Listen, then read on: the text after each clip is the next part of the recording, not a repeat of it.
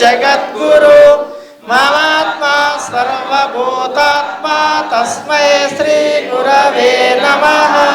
चाचलार्य पूजराजार्य इल्लय्यार्य सद्गुरु श्री रामानंद पर्यंतं वंदे गुरुवन्मान् श्री सद्गुरु श्री चंद्रयार्य परापरम्।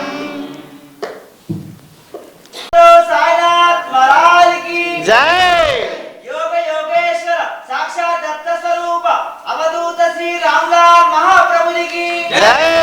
जल स्वरूपाय नमः स्वाहा स्वाहा। ओम अशरीर स्वरूपाय नमः स्वाहा स्वाहा। ओम आत्मातीत स्वरूपाय नमः स्वाहा स्वाहा। ओम अवाज्ञान गोचर स्वरूपाय नमः स्वाहा स्वाहा। ओम सच्चिदानंदातीताय नमः स्वाहा स्वाहा। ओम नारबिंदुकराधीराय नमः ओम निर्विकार स्वरूपाय नमः ओम निरंजन स्वरूपाय नमः ओम अक्षयानंदात्मने नमः ओम अव्यकृतानंदात्मने नमः ओम अनंतानंदात्मने नमः ओम प्रमाणानंदात्मने नमः ओम अजरानंदात्मने नमः ओम अमरानंदात्मने नमः ओम अक्रियानंदात्मने नमः ओम अक्लेशानंदात्मने नमः ओम अमेयानंदात्मने नमः ओम अविक्षिप्तानंदात्मने नमः ओम अकुलानंदात्मने नमः ओम अंतरात्मानंदात्मने नमः ओम अधिष्ठानंदात्मने नमः ओम अक्षोभ्यानंदात्मने नमः ओम अमृतानंदात्मने नमः ओम अदेहानंदात्मने नमः ओम अमानानंदात्मने नमः ओम अमितानंदात्मने नमः ओम आगमानंदात्मने नमः ओम अवर्णानंदात्मने नमः ओम अमंत्रानंदात्मने नमः ओम अतिरिक्तानंदात्मने नमः ओम अनंतानंदात्मने नमः ओम अगोचरानंदात्मने नमः ओम अवोक्तानंदात्मने नमः ओम अविकारानंदात्मने नमः ओम अप्रतर्कानंदात्मने नमः ओम अंचित्यानंदात्मने नमः ओम మధ్వానందాత్మనే నమః ఓం అంతర్బహిర్వాపకానందాత్మనే నమః ఓం అవ్యయానందాత్మనే నమః ఓం అవిజ్ఞానానందాత్మనే నమః ఓం అమోఘానందాత్మనే నమః ఓం అరోగానందాత్మనే నమః ఓం అగాధానందాత్మనే నమః ఓం అస్థితానందాత్మనే నమః ఓం అంతఃశూన్యానందాత్మనే నమః ఓం అగణితానందాత్మనే నమః ఓం అవాచ్యానందాత్మనే నమః ఓం అకర్మణానందాత్మనే నమః ఓం అనిచ్చానందాత్మనే నమః ఓం అశోకానందాత్మనే నమః ఓం అభేదానందాత్మనే నమః దత్తాత్రేయాయ నమః ఓం రాం దత్తాత్రేయాయ నమః ఓం రాం దత్తాత్రేయాయ నమః ఓం రాం దత్తాత్రేయాయ నమః ఓం రాం దత్తాత్రేయాయ నమః ఓం రాం దత్తాత్రేయాయ నమః ఓం రాం దత్తాత్రేయాయ నమః ఓం రాం దత్తాత్రేయాయ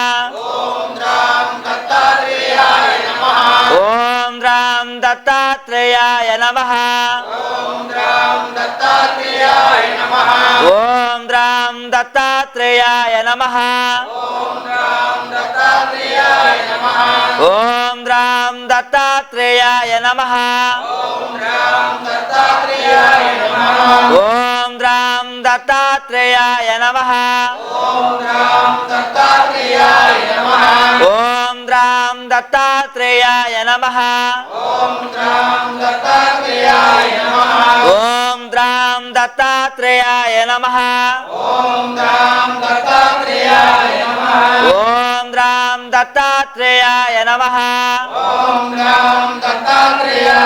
జయ బోల్ దత్త భగవాన్ కి జయ బోల్ యజ్ఞ భగవాన్ కి జయ బోల్ సాయినాథ్ महाराज की जय बोलो योग योगेश्वर श्री रामलाल महाप्रभु जी की ओम नमः श्री प्रभु रामलालाय नमः ओम नमः श्री गंडरमात्मजाय नमः ओम नमः श्री भागवंती सुपुत्राय नमः ओम नमः श्री प्रभु योगेश्वराय नमः ओम नमः श्री योग स्वरूपिणे नमः ओम नमः श्री योगाचार्याय नमः ओम नमः श्री ब्राह्मणेशाय नमः ओम नमः श्री योग मार्तांडाय नमः ओम नमः श्री ब्राह्मणेशाय नमः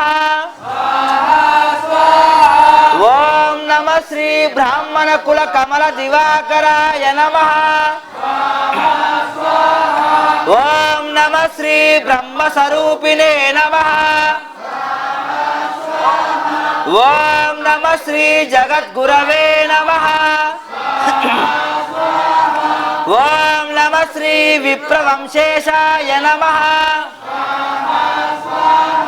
ओम नमः श्री योग सूर्याय नमः ओम नमः श्री धर्म भास्कराय नमः ओम नमः श्री कर्म भास्वते नमः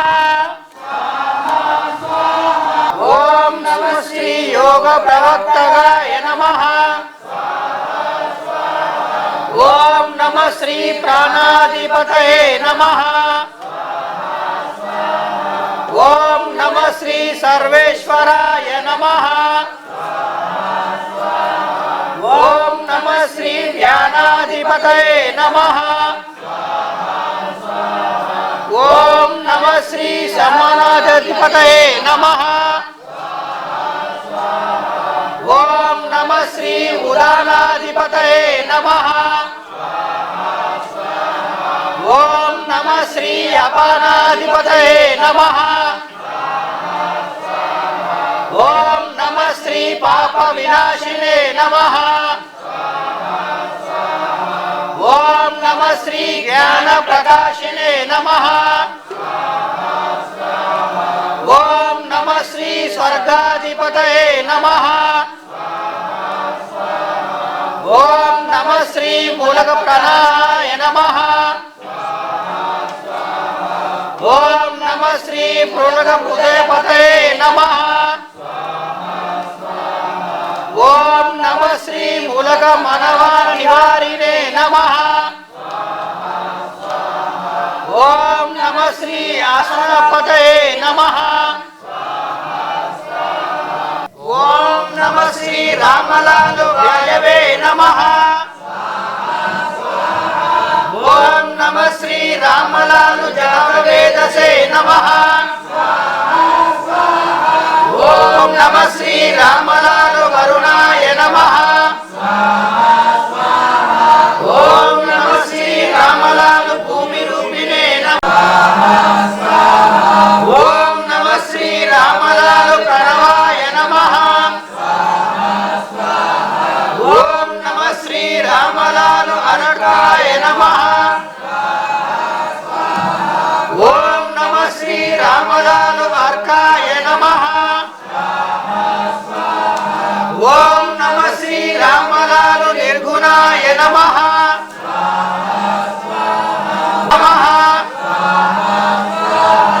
ओम नमः श्री रामलाल साम्राट स्वरूपिणे नमः। ओम नमः श्री रामलाल पुराणाय नमः। ओम नमः श्री रामलाल पंचाननभूषणाय नमः। ओम नमः श्री रामलाल मुक्ति प्रदात्रे नमः।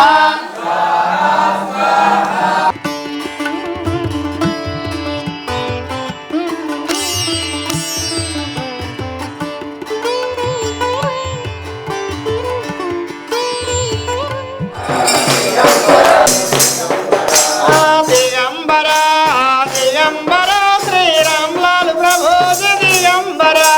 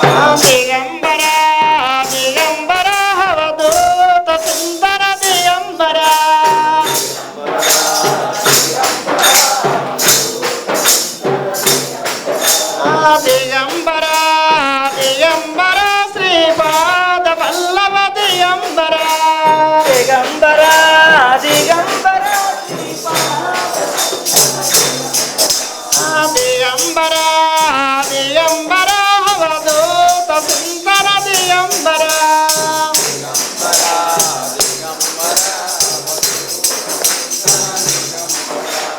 దిగంబర దిగంబర శ్రీపాద వల్లభ దిగంబర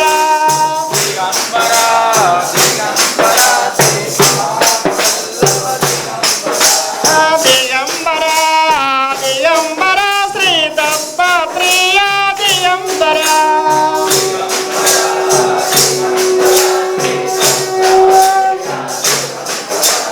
దిగంబర దిగంబర శ్రీపాద వల్లభ దిగంబర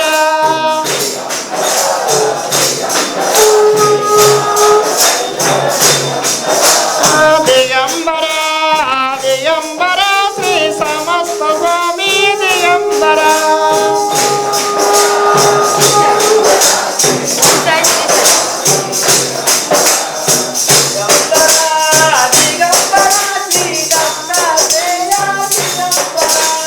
దిగంబర దిగంబర శ్రీ దత్తాత్రేయ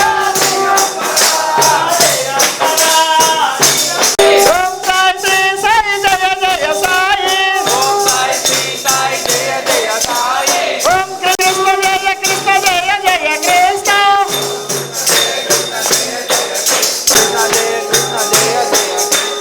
ఓం కృష్ణ జయ కృష్ణ జయ జయ కృష్ణ ఓం సాయి శ్రీ సాయి జయ జయ సాయి ఓం కృష్ణ జయ కృష్ణ జయ జయ కృష్ణ కోటి బ్రహ్మాండ నాయక రాజాధిరాజ యోగిరాజ సచిదానంద పరబ్రహ్మ శ్రీ సమర్థ సద్గురు సాయినాథ్ మహారాజ్ కి యోగ యోగేశ్వర సాక్షాత్ దత్త స్వరూప అవధూత శ్రీ రామ్లాల్ మహాప్రభుజీకి అచల పరిపూర్ణ అంతర్యోగ ఆచార్య రాజయోగి సద్గురు శ్రీ చంద్రయార్ మహారాజ్కి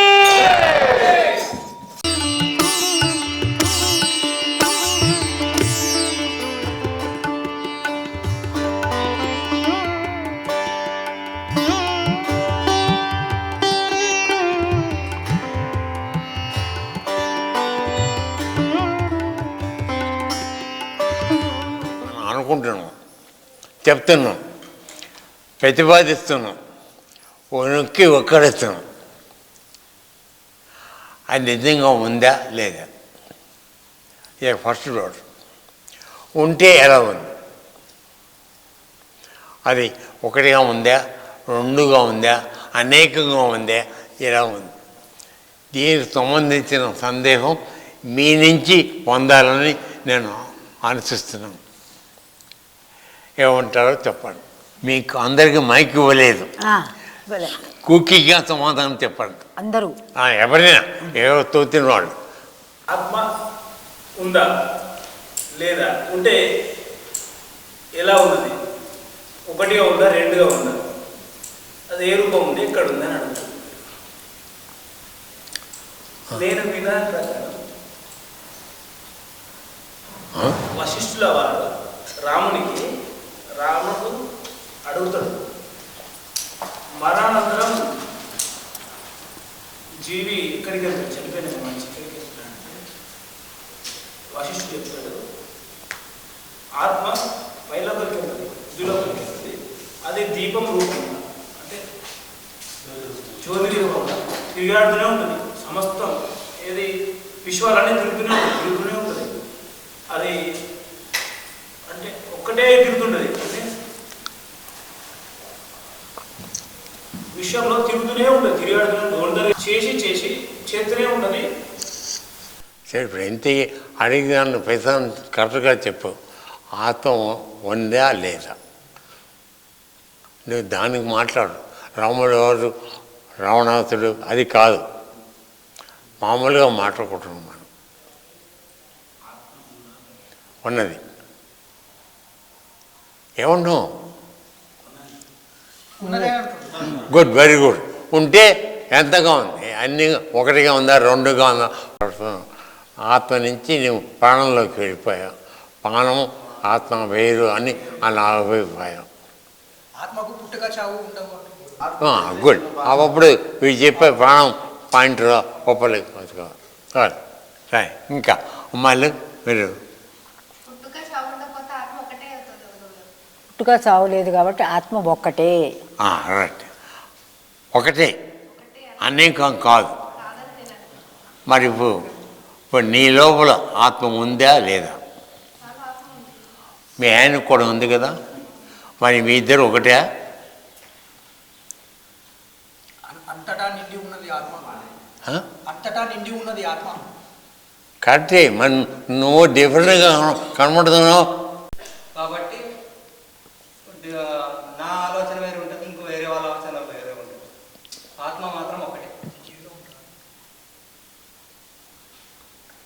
కాబట్టి ఇప్పుడు విడిగా మాట్లాడుతున్నప్పుడు అవి రెండు ఆత్మని కావు అనాలా? అంటే మనసు నా ఆలోచన విధానం వేరు ఉంటుంది. ఆత్మ మాత్రం ఒకటే, నడిపించేది మాత్రం ఒకటే. కాకపోతే నా వెనకాల డ్రైవ్ ఫోర్స్ అనేది ఆత్మ ఉంటుంది. సో నేను చేసేది మాత్రం నా మనసు ప్రకారం చేస్తాను. ఆత్మకు ఏదైతే ఆత్మ ఉందో ఆత్మ అజ్ఞానానుసారం చేయవు. కొంతవరకు పాయింట్లకు వచ్చాం. వెరీ గుడ్, వచ్చాం.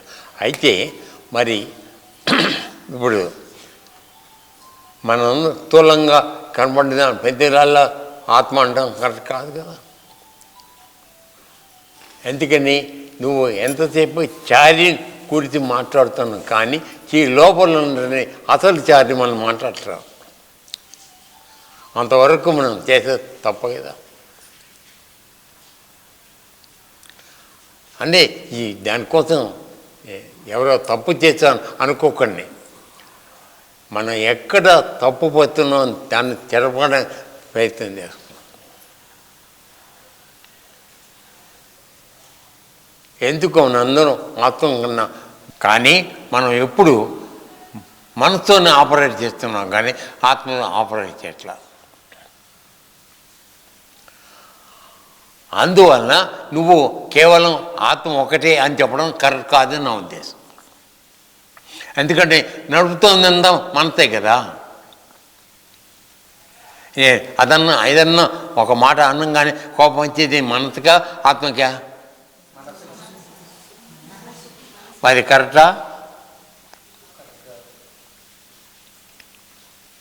అంటే నువ్వు ఏ స్థాయిలో ఆపరేట్ చేస్తున్నావు, నువ్వు ఏ స్థాయిలో ఉండాలి, ఏ స్థాయిలో ఉంటున్నావు. ఇంతటి దానికి మళ్ళీ కొత్త బ్రాంచ్ డెవలప్ అయింది. ఏమిటి? అతను భగవంతుడు ఉన్నాడా లేదా, ఆత్మ ఉందే లేదా తీసి కొత్త. ఈ బేసిక్ నాలెడ్జ్ గురించి పూర్తి అవగాహన లేకుండానే మనం వేదాంతం గురించి ఆత్మ గురించి అన్నీ మాట్లాడు అన్నా కదా.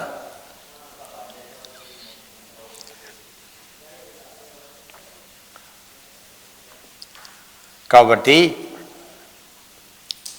ఒక చిన్న కథ చెప్పుకుంటే, భగవంతుడు ఉన్నాడా లేడా, నీ విశ్వాసం ఉంటే ఎలా అది తెలుస్తుంది, ప్రకటితం అవుతుంది అనే విషయాన్ని మనం కావ్యకంఠ గణపతి ముని జీవితంలో జరిగిన విషయాన్ని మనం తీసుకుందాం. ఒకరోజు వాళ్ళు అరుణాచలంలో వచ్చారు. ఆయన తమ్ముడు. రాత్రి అవుతుంది. ఆ రోజు ఏకాదశి, అందరూ ఉపవాసం ఉంటారు. ఎవరు భోంచేరు, వంట వండరు. తమ్ముడికేమో నాలాగా ఆకలి ఎక్కువ. అన్నయ్య ఆకలి వేస్తుంది, పెట్టిస్తూ ఆకలి పెట్టిస్తాం. సరే, ఆయన దగ్గర బస్సు కోసం పెట్టుకున్న డబ్బులు వెచ్చించి దాంతో ఒక డజన్ అరటిపళ్ళు కొని తమ్ముడికి ఇచ్చాడు. అవి తినేశాడు. మళ్ళీ తాలేదు, ఆకలి వేస్తాం. నా దగ్గర కాళ్ళు చేతులు తప్ప ఏం చేయాలని చెప్పి ఆయన కూడా బాధపడుతూ ఎవరు పట్టట్లేదు, ఏం చేయాలని మనం మనకి ఫుడ్ దొరకటం లేదు అనుకుంటూ నిస్పృహతో వాళ్ళు బయలుదేరి వస్తుండగా అనుకోకుండా ఒక ఇంటి మీద గట్టు అరుగు మీద ఒక ముసలాయన కూర్చున్నాడు. నాయన మీరు పందులలో బాణములలో ఉంది, భోజనం చేసి వెళ్ళాలా లేదండి భోజనం చేయాలి. అయితే మీరు రండి, నేను భోజనం పట్టిస్తాను. మా ఆవిడ ఉపవాసం ఉంది, కానీ ఆవిడకి ఉన్న అదే మా నియమం ఏమిటంటే ఏకాదశి రోజు రాత్రిపూట ఎవరు భోజనం పెట్టుకుంటే కానీ ఆవిడ భోజనం చేయదు. మరో రోజు దాకా ఉంటారు. మామూలుగా ఉపవాసం ఉంటే ఏకాదశిక దాతలు చేయాలి, కానీ ఈవిడికి రాత్రిపడి చేస్తుంది. దానికోసం నుంచుంది, వెయిట్ చేస్తుంది. ఎవరు రావడం లేదు. మీరు భగవంతుని పంపించినట్టుగా మా ఇద్దరు వచ్చారు, రండి అని చెప్పి తీసుకు. సరే ఆవిడ సంతోషపడింది. మీరు స్నానం చేసి రండి, భోజనం వండిస్తానని చాలా బ్రహ్మాండమైన ఫుడ్ పెట్టేది. తిన్నారు. తిన్న తర్వాత అప్పుడు ఉన్న ఆచారం ఏంటంటే నీకు భోజనం పట్టి అయిపోయిన తర్వాత నీకు గంధం ఇవ్వాలి. గంధం మగవాళ్ళకి అది తీసుకుని రాసుకుంటే కానీ నీ భోజనం పూర్తి కాదు. సో ఆవిడకి ఆ గంధం కూడా ఇచ్చేది. సరే భోజనం చేశారు. మంచి ఆయాసంగా ఉంది పరిస్థితి. సరే అప్పుడు తాంపూలాలు కూడా ఇచ్చాను. సరే మేము ఇప్పుడు రాత్రిపూట ఎక్కడికి వెళ్ళలేమమ్మా, మా వల్ల కాదు, కాస్త నువ్వు జాగా ఇస్తే నేను వాకిట్లో వరండాలో పడుకుంటాం అని చెప్పి ఈ ఆకులు అన్నీ తీసుకొని వెళ్ళి అరుగు మీద కొరకు పడుకున్నాం. బాగా నిద్రపట్టింది. మనందరికీ అనే కదా భోజనంగా నిద్ర వస్తుంది. నిద్రపోయారు. తెల్లవారుదాను మామూలుగా మెలకు వచ్చారు. మెలకు వచ్చి చూసేప్పటికీ వాళ్ళకి ఏమీ తెలియదు, ఎక్కడున్నామో తెలియలేదు. ఒళ్ళు తెలియకుండా నిద్రపోయాను. మీకు సుష్మృతి గురించి చెప్తూ ఉంటాం కదా మేము, సుషుప్తి. అలా ఒళ్ళు తెలియకుండా నిద్రపోయారు. ఎక్కడున్నారా అన్నయ్య ఎదుర్కొంటుండే అక్కడ ఏంటంటే వాళ్ళు చూస్తే కళ్ళు తీసి చూసేప్పటికీ వాళ్ళు వినాయకుడు గుళ్ళో ఉన్నారు. ఆ ఇల్లు లేదు, అమ్మవారు లేదు, ఆవిడ లేదు, ఆయన లేడు, ఎవరు లేరు. కానీ సంఘటన జరిగిందనకి గుర్తుగా వాళ్ళు పెట్టుకున్న తమలపాకులు డబ్బా అది మాత్రం కావట్లేదు. ఇప్పుడు ఈ కథ జరిగిన దాన్ని మనం ఉదాహరణగా తీసుకుంటే భగవంతుడు ఉన్నాడో లేడో విషయం గురించి అనుమానం ఉందా లేదా? వాళ్ళకి ఎవరు పెట్టారు భోజనం? వాడు ఉన్నది ఇల్లు కాదు, కనపడిన వ్యక్తులు వాళ్ళు కాదు. ఒక గుళ్ళో వాళ్ళకి ఆహారం దొరికింది. మరి అబద్ధం అనుకుందామా? మీకు ఎత్తిన తాంబూలం ఎత్తినది కూడా అక్కడ చేయకూడదు. సో ఇప్పుడు మొదటి క్వశ్చన్కి ఆన్సర్ చెప్పడం ఏంటంటే భగవంతుడు ఉన్నాడా లేక ఆత్మ ఉన్నదే అంటే ఉంది అనేది చెప్పడానికి ఈ కథగా చెప్పమంటారు. కాబట్టి అసలైన డౌట్లు వస్తున్నాం ఏమిటంటే ఆత్మ ఉందని మాట్లాడటం మొదలు పెడితే మీరు ఒకటి మాట్లాడుతున్నాడు, మీరు ఒకటి మాట్లాడుతున్నారు, ఆయన ఒకటి మాట్లాడుతున్నాడు, ఒకటి మనసు ఉంటున్నాడు, ఒకటి బాణం ఉంటున్నాడు, ఒకటి ఇంకోటి ఉండు, ఒకటి కాళ్ళు ఉంటున్నాడు. ఇందులో ఏది కరెక్ట్?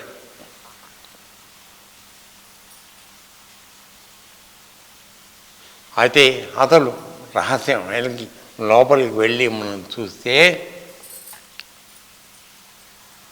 ఆత్మ ఉంది లేదు, ఒకటి ఉందా, రెండు ఉందా, నాలుగు ఉందా, ఇవన్నీ చెప్పడానికి అక్కడ ఎవరు లేరు.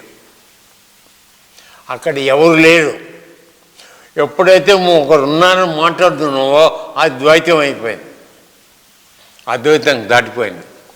మరి ఆత్మ ఒకటే అనుకున్నప్పుడు అందరిలో ఉన్నప్పుడు నీ ఆలోచన ఎలా ఉందో ఆవిడ ఆలోచన అలా ఉండాలి. నువ్వు ఎలా ప్రవర్తిస్తున్నావో ఆవిడికి ఎలా ప్రవర్తించాలి కదా. కాబట్టి నేను నాకున్నటువంటి అజ్ఞానంతో ఆత్మ గురించి నీకు చెప్పడం మొదలెట్టి నీవు అనుమానంతో నువ్వు దాన్ని అర్థం చెప్పడం పెద్దది. అవునా కదా? మామూలుగా తింటున్నారే నన్ను గుడ్డివాళ్ళు ఏనుగును వర్ణిస్తారని చెప్పి ఆ విధంగా నువ్వు ఆత్మ గురించి నువ్వు మాట్లాడుతున్నావు, నాకు తోచి నేను మాట్లాడుతున్నాను, ఆవిడ మాట్లాడింది ఆవిడ మాట్లాడుతాను. ఇందులో ఎవరిది కరెక్ట్ అన్నది ఎవరు తప్పనని ఇప్పుడు సమాధానం చెప్పండి.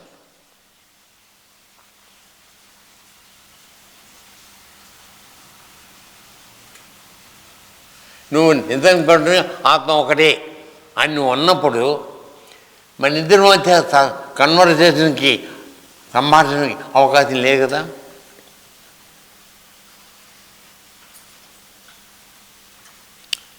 కాబట్టి జ్ఞాని తెలుసుకున్న జ్ఞాని రమణరావు గారు నోరు మోసుకుపోతున్నాడు.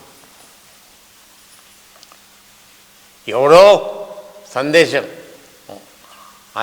అమాయకంతో అడిగితే వాడి సమాధానం చెప్పాడు తప్ప ఏనాడు తాను తనది ఆత్మ అంటే ఇది అని ఎప్పుడు అని చెప్పలే.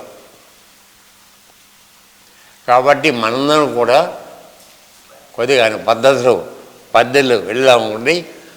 దయచేసి నేను ఆత్మలో నేర్చుకున్నాను బ్రహ్మాండంగా వచ్చు అని మాట్లాడే ప్రయత్నం చేయకండి. అదైనా తెలియకుండా ఉండటంగా మంచిది. నేను గురువుగారు తిప్పేవారు ఏమి వెళ్ళక ఏమి తెలియక ఉండవలన ఈ ప్రపంచం ఉన్నమో ఎడ్డివాళ్ళే తిరగవాలి. అందువల్ల మనం నీకు తెలీదా నీతో పాటు ఆశ్రమం నుంచి వచ్చానని అనకండి. నేను తిరగొచ్చేది ఎందుకంటే ఎక్కువ చదువుకున్నాడు ఎక్కువ మాట్లాడకూడదు. కొద్దిగా చదువుకున్నాడో ఎక్కువగా మాట్లాడడం ప్రయత్నం చేస్తాం. అందువల్ల మనందరం ఇప్పుడు చదువుకున్న వాళ్ళగా ఉందామా లేని వాళ్ళగా ఉందామా మీరు చెప్పండి. కాబట్టి ఆత్మ గురించి భగవాను గురించి ఎక్కువగా మనం చెప్పడానికి ప్రయత్నం చేయొద్దు దయచేసి. నాకు కలిగిన సందేహం ఇది తప్పు అయితే చెప్పండి. నీ ఆలోచన విధానం తప్పు అంటే చెప్పండి, నేను రెడీ. అది మీకు ఇప్పుడు అనుమానం వస్తుంది.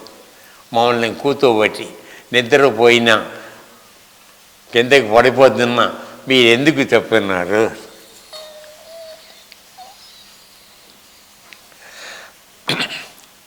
మనం చెప్తుంది అది కదా, మాట్లాడుతున్నాం కదా. మరి మాట్లాడాలా మాట్లాడకూడదు? నేను చాలా లోపుగా ఆలోచించాను, అందుకని చెప్తున్నాను. ఇప్పుడు రాగానే 10 మంది చేరారు, ఎవరైనా విషయం ఎత్తుకుంటారా అంటే ఎవడో మాట్లాడు ఎరా కనకయ్య కదా, గమ్మ అయిపోతారు. కాబట్టి నువ్వు ఎంత జ్ఞానులు ఏం మాట్లాడు, ఏమి తెలియక అజ్ఞానం మీ మాట్లాడుతున్నాం. అది ఎట్లాగో ఇట్లాగా ఇది ఎంతవరకు కరెక్ట్ చెప్పరా సార్? ఇది కరెక్ట్. వస్తున్నాము రెగ్యులర్గా వింటున్నాము, మామూలుగా మర్చిపోతున్నాం, అది వేరే థింగ్, అది మన జన్మహక్కు. కానీ ఈ విధంగా ఎక్స్చేంజ్ ఆఫ్ వ్యూస్, నీ అభిప్రాయాన్ని నా అభిప్రాయం, పైగా ఇద్దరు మాట్లాడే తప్పే ఒకడు రెండో ఖండించడం.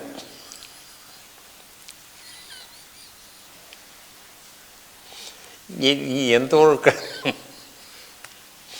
కాబట్టి మనం అందరూ ఆచరణ రాగానే సైలెంట్గా కూర్చోవడం మంచిదా? ఎన్ని నాకు కలిగిన సంతోషాలు తందేవారు. The more you talk the more complicated it will become. నువ్వు ఎక్కువగా మాట్లాడిన కొద్దీ ఆ ఇష్యూ కాంప్లికేట్ అయిపోతుంది. కాంప్లికేట్ని తెలుగులో ఏమంటారు, అది ఇంకా జటిలం అయిపోతుంది.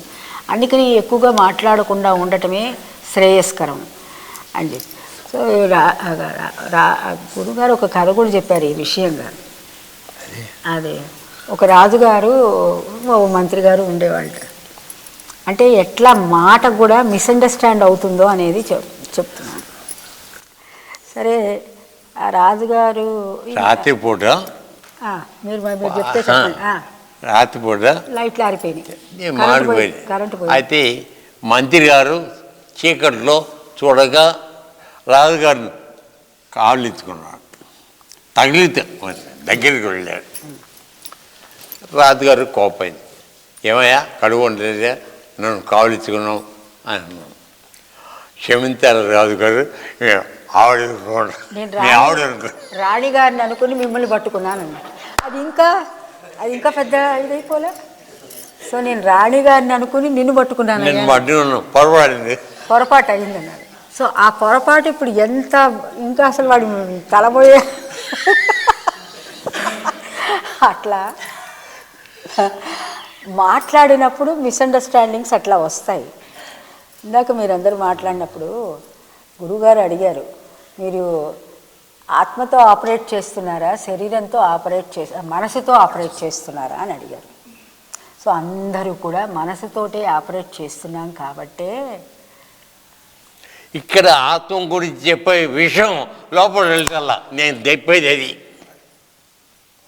ఇంతసేపు నీ మనసు నన్నేమన్నా అన్నాడా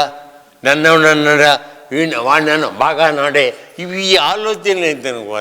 నీ ఎక్కడ నువ్వు ఆత్మ ఆలోచిస్తున్నావు? అసలు మనకి కోపం వస్తుంది, ఎందుకు ఇక్కడికి అది ఎందుకు జరుగుతుంది? ఆ క్షణం తర్వాత దాన్ని మర్చిపోగలిగే పరిస్థితికి ఆ సాధన మనం చేయట్లేదు. అది ఇంతకీ ఏంటంటే ఆ కంక్లూషన్ అది మీకు తెలియజెప్పడానికి, ప్లస్ కేవలం ఇక్కడికి వచ్చి ప్రేక్షక పాత్ర వహించడానికి కాదు, సత్సంగ్ డెవలప్ అవ్వాలి. మీరు మాట్లాడుతున్నారు, మీరు ఆత్మానికి రాకముందు, ఈ విద్య నేర్చుకోకముందు పరిస్థితి ఇప్పుడు పరిస్థితి ఏమైనా తేడా ఉందా లేదా? ఏమైనా ఇంప్రూవ్ అనుకుంటున్నావా లేదా? అది నేను మాట్లాడేటట్టు చేస్తాను, హ్యాపీ. కానీ అక్కడితో ఆగిపోతే ఊరుకలో లేక నువ్వు చేయాల్సింది ఏమన్నా ఉందా?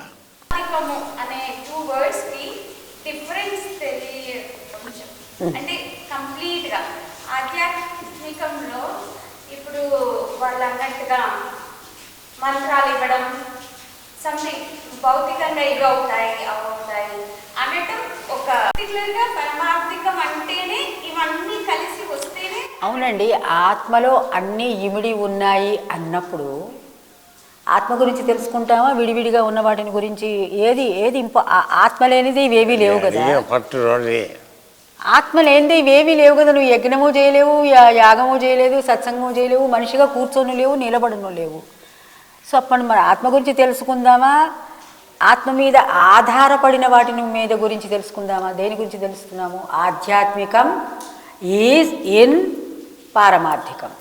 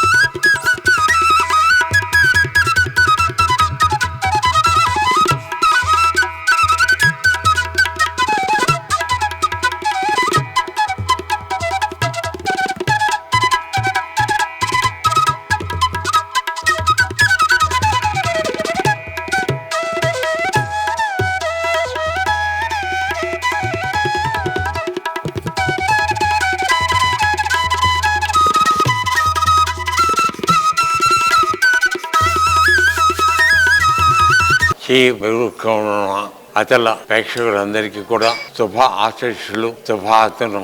ఈరోజు ఆశ్రమంలో దత్త జయంతి సందర్భంగా దత్త హోమము, పూజ వగైరాలు పౌర్ణమితో పాటు నిర్వహించడం జరిగింది. దత్తుడు మనందరికీ తెలుసు, ఆది గురువు, త్రిమూర్తులకి ప్రతిరూపం. అటువంటి మహానుభావుడు ఈ భూమి మీద అవతరించి అందరినీ పరిపాలిస్తూ ముఖ్యంగా ఆధ్యాత్మిక మార్గంలో వెళ్తుండేటువంటి సాధకులు అందరికీ కూడా ఎంతో తోడు వారు ఉండి చేస్తున్నాడు. తర్వాత మానవులు ఈ జన్మకొచ్చి ఎన్నో విధాల కష్టాలు పడుతున్న వ్యక్తుల్లో వాళ్ళందరికీ కూడా తగినటువంటి సహాయ సహకారాలు అందిస్తూ వాళ్ళని కాపాడుతూ వాళ్ళ జీవిత ఆత్యం ఏదైతే ఉందో దాన్ని పొందడానికి కావలసిన వరుసలన్నీ కూడా ఆయన ఏర్పాటు చేయడం జరుగుతుంది. ఆ దృశ్యంగానే ఆశ్రమంలో దత్తుడిని ప్రతిష్టాపన చేయడమే కాకుండా ఆయన ఆశీస్సులు పొందుతూ ఆశ్రమంలో వచ్చిన అందరికీ కూడా దత్తుడి యొక్క ఆశీస్సులు అందడానికి కావాల్సిన ఏర్పాట్లు చేస్తూ వస్తున్నాం. అందువలన ప్రేక్షకులందరినీ కూడా కోరేది ఏమిటంటే వీలు చేసుకుని వచ్చి ఇక్కడ దత్తుడి యొక్క ఆశీర్వాదాన్ని పొంది మీరందరూ కూడా సంతోషపడండి, మీరు లాభాన్ని పొందండి, మంచి జీవితాన్ని పొందండి. ఆ విధంగా కోరుతున్నాను. లోకా సమస్త దత్త జయంతి సందర్భంగా అచల ప్రేక్షకులందరికీ శుభ ఆశీస్సులు. ఆ దత్తుని ఆశీర్వాదం మీకందరికీ కూడా అందాలని ఎంతో శ్రమకు ఓర్చి ఈ ఆశ్రమ కార్యక్రమాలను నిర్వహించడం జరుగుతున్నది. మీరందరూ కూడా ఆ ఆశ్రమం చేస్తున్నటువంటి అనేక సేవా కార్యక్రమాలు, అలాగే కాకుండా ఆధ్యాత్మికంగా అభివృద్ధి చెందుతూ ఆత్మజ్ఞానం కూడా పొందటానికి కావలసినటువంటి అన్ని అంగులు, అన్ని సదుపాయాలు ఈ వశిష్ఠ పరంపర ఆధ్యాత్మిక ట్రస్ట్ గోకులాశ్రమం మీకు అత్యంత అందుబాటులో దగ్గరగా నెలకొల్పబడింది. కేవలం మన సమయాన్నంతా కూడా వాట్సాప్లో ఒకరికొకరు మెసేజ్ పంపుకోవటం తోటే మన సంతృప్తి చెందుతూ అదేదో మనం సాధించిన ఘనకార్యంలాగా మనం ఫీల్ అవుతున్నాం. అలా కాకుండా ఆ మహనీయులు చెప్పినటువంటి వాక్యాలని కొన్నైనా మన జీవన గమనంలో వాటిని మనం అమలు చేసినట్లయితే కనుక మనం ఎంతో రాబోయే తరాలకి ఎంతో మార్గదర్శకం చేసి రాబోయే తరాలకి ఎంతో సేవ చేసిన వాళ్ళం అవుతాం. అందువల్ల మన సమయాన్ని కేవలం టీవీలకి లేకపోతే సెల్ ఫోన్లకి మనం పరిమితం చేసుకోకుండా గురువులు చెప్పినటువంటి మహనీయులు ఎన్నో మార్గదర్శకాలు చేశారు. దత్తాత్రేయ స్వామి కూడా మనకి ఎన్నో మార్గదర్శకాలు చెప్పారు. సో దత్త జయంతి సందర్భంగా ఆయన చూపించినటువంటి బాట